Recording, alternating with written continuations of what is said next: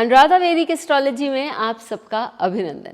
आज हम बात करेंगे गुरु यदि पंचम भाव में हो तो वो क्या फल देते हैं। लेकिन उससे पहले आप सबका धन्यवाद कि आपने हमारे YouTube और Spotify चैनल्स को लाइक शेयर सब्सक्राइब किया। आपने वहाँ अपने सुझाव, अपने कमेंट्स लिखे। यदि आपने हमें सब्सक्राइब नहीं किया है तो याद से करिए और अपने सुझाव भी लिखिए ताकि हम उस पर अमल कर सकें। चलिए तो बात करते हैं यदि गुरु पंचम भाव में हो तो वो किस प्रकार के रिजल्ट्स देते हैं। लेकिन उससे पहले ये देखिए कि गुरु क्या क्या के कारक, किन किन चीज़ों के कारक हैं। गुरु हमें ज्ञान देते हैं, गुरु बच्चों के कारक हैं, बड़ों के कारक हैं, वो हमारे लक, वित्त, स्पाउस के भी कारक हैं, ज्ञान के कारक हैं, या हम जो कहें कि पढ़ाई आदि के भी कारक हैं। अच्छे खाने को, जिन लोगों को मीठा पसंद है उन लोगों के लिए भी गुरु स्ट्रॉन्ग होगा। तो गुरु यदि पंचम भाव में हो तो पंचम भाव क्या क्या देते हैं, बच्चों के बारे में बताते हैं।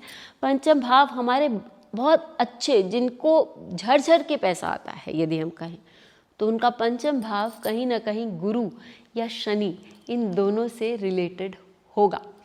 तो गुरु वो पैसा दे सकते हैं, गुरु वो बच्चे दे सकते हैं। ये सारी चीज़ें गुरु यदि पंचम भाव में विद्यमान हो तो देते हैं। अब हम एक एक चीज़ करके लेते हैं। आज के दिन में पैसा बहुत इम्पॉर्टेंट है, क्योंकि उसी से आप देखेंगे कि आपको बहुत सारे नाम, शोहरत आदि मिलता है। और गुरु यदि पंचम भाव में हो तो व्यक्ति को नाम और शोहरत भी देता है। पंचम भाव यानी कि आपके जो हम गैम्बलिंग से करते हैं, पैसा इकट्ठा करते हैं, कोई लोग जुआ सट्टा खेलते हैं तो उनसे वो पैसा दिला सकता है, या कोई जब हम शेयर बाज़ार में इन्वेस्ट करते हैं उससे अच्छा कमाते हैं तो वो भी गुरु हमें दिला सकते हैं। पंचम भाव जो आपका है वो आपको कोई अच्छे बड़े कॉरपोरेशन में यदि आप काम कर रहे हैं तो वो भी बताते हैं कि उससे आपको किस प्रकार से पैसे आ सकते हैं। तो ये सारी जो चीज़ें हैं वो गुरु के पंचम भाव से रिलेट करती हैं और व्यक्ति को अच्छा धन ये गुरु दे सकते हैं।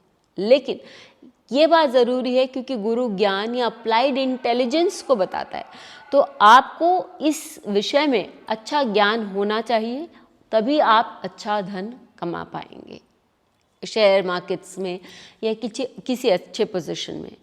फिफ्थ हाउस आपके नेम एंड फेम को बताता है, यानी आप कितना जीवन में प्रगति करेंगे, कितना नाम कमाएंगे, ये सारी चीज़ें बताता है।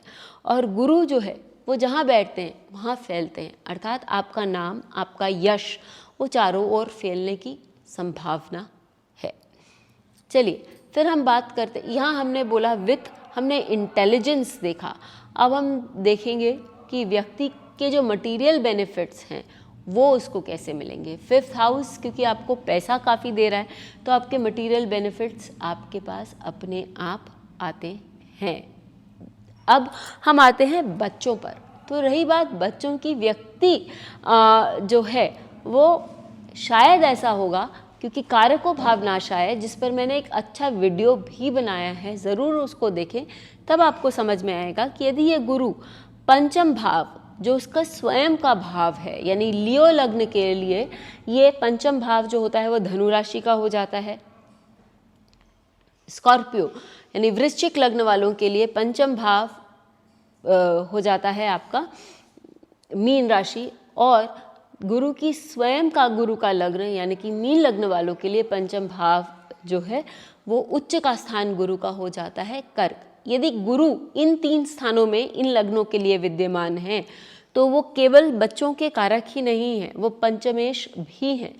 तो वहाँ पर कारको भावनाशाएँ होने का पूरा चांस है, क्योंकि यदि कहीं एक मैलेफिक का ट्रांजिट हुआ और वो क्रूर ग्रह ने गुरु को और वो पंचम भाव को अस्त व्यस्त किया तो बच्चों की लाइफ भी अस्त व्यस्त हो जाती है।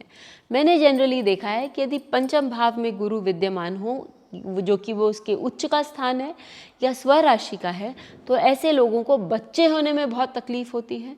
बच्चे हो भी गए तो उनको बहुत ध्यान रखना पड़ता है, और ख़ासकर उन लोगों को लड़कियां ही होती है। ये मेरा पर्सनल एक्सपीरियंस भी है, और यही चीज़ उत्तर कलामृत और फल दीपिका का भी कहना है। अब आता है पंचम भाव, वापस आपको प्रेम, विवाह या रिलेशनशिप्स देता है।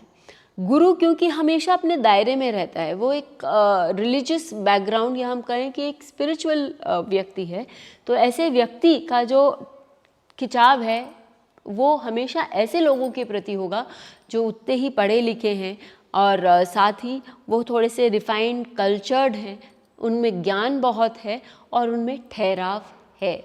ऐसे लोगों के प्रति ये लोग जिनका गुरु पंचम भाव में है वो आकर्षित भी होंगे और उनके साथ उनका अच्छा खासा रिलेशन भी डेवलप होगा।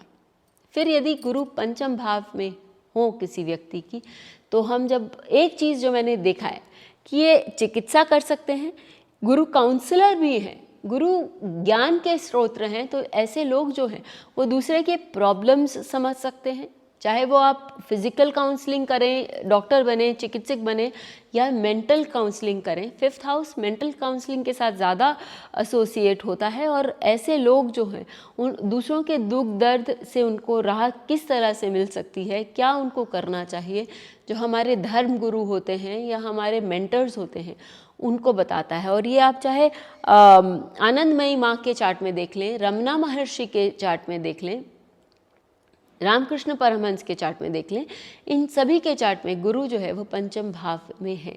इनके कोई अपनी संतान नहीं है, लेकिन इनके शिष्य जो हैं वो बहुत सारे हैं और लोग इनको बहुत मानते भी हैं। तो ऐसे लोग जो हैं उनकी पराविद्या, यानी कि ऐसी विद्या जो हम एजुकेशन से नहीं नापते हैं, जो हमें स्वयं के अध्ययन से मिलती है, वो इन लोगों में बहुत तेज़ होती है। और ये रविंद्रनाथ टैगोर के लिए भी लागू है। साथ ही आप देखेंगे कि एक पॉइंट जो इन लोगों को लिखना और बोलना, ये जो क्षमताएं हैं इनकी बहुत तीव्र है। क्यों? क्योंकि तृतीय से तृतीय भावत भावम के अनुसार पंचम भाव हुआ, तो तृतीय भाव आपकी क्रिएटिविटी को, आपकी वाक शक्ति को, आपके लिखने की शक्ति को बताता है। तो यदि किसी का गुरु पंचम भाव में बैठा है तो वो व्यक्ति अपने वाक शक्ति के कारण भी, क्योंकि गुरु यहाँ पर नवम भाव को भी दृष्ट कर रहे हैं, लग्न को भी दृष्ट कर रहे हैं, तो वो अपने वाक शक्ति के कारण भी लोगों के गुरु बन सकते हैं और ये बहुत कुछ अच्छा लिख भी सकते हैं। ये चीज़ हम देखते हैं रविंद्रनाथ टैगोर के चार्ट में, क्योंकि उनका गुरु जो है वो फिफ्थ हाउस में एग्जॉल्टेड है। रविंद्रनाथ टैगोर जी ने शांति निकेतन जैसी बड़ी एकेडमी को एस्टैब्लिश किया है। तो हम कह सकते हैं कि ऐसे लोग जो हैं वो पढ़ने लिखने में भी बहुत तेज होंगे और दूसरों का मार्गदर्शन करने में, ऐसे लोग संवेदनशील भी होंगे और इसलिए ये लोग सभी तरह से लोगों के प्रिय भी होंगे और जाने माने भी जाएंगे। पंचम भाव में बैठा गुरु हमारे चार्ट के लिए एक वरदान है, क्योंकि वो व्यक्ति को बहुत ऊंचाई तक ले जा सकता है और साथ ही व्यक्ति की आध्यात्मिक जर्नी भी बहुत सुंदर बना सकता है। ज़रूर लिखकर बताएं कि आपको ये एपिसोड कैसा लगा। फिर मिलेंगे, तब तक के लिए धन्यवाद। बेल आइकन को दबाएं ताकि आपको वीडियोस की अपडेट मिलती रहे। हमारे वीडियोस को लाइक करें, शेयर करें, उन पर कमेंट करें और हमारे चैनल को सब्सक्राइब करना न भूलें।